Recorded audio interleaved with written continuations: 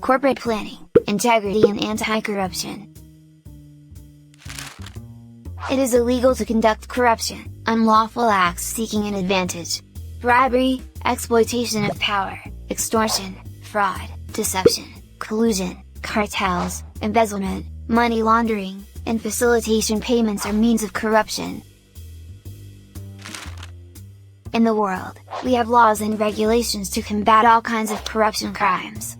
For listed companies, for example, in Hong Kong, we have disclosure terms of anti-corruption policy and a preventive way to comply.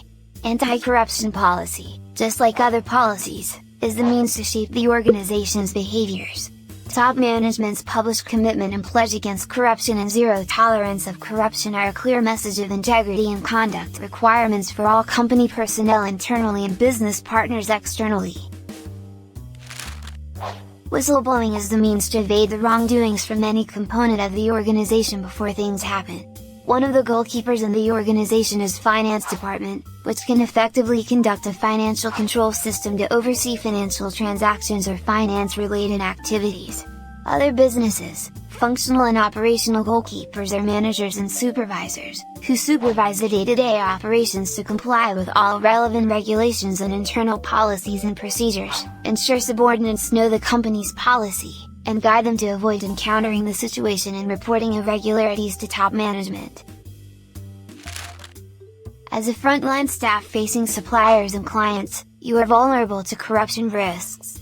Such temptation could be shaken away by understanding the legal consequence and workplace requirements towards anti-corruption. You should know what the appropriate reporting channels are when confronting corruption matters. Anti-corruption is a code of conduct for all company personnel, including directors and staff. You should seek out what the company explicitly defines, what is excessive, inappropriate, and undesirable to maintain a high integrity standard when staff is offered advantages. In the conflict of interest issue, a 5-step approach is guidelines for handling conflict of interest as suggested by Corruption Prevention Department. The 5 steps are: 1. Avoid any conflict of interest. 2. Declare the conflict of interest to the designated persons. 3. Resolve the dispute. 4. Exercise duty fairly and impartially. 5. Supervise to ensure the proper performance.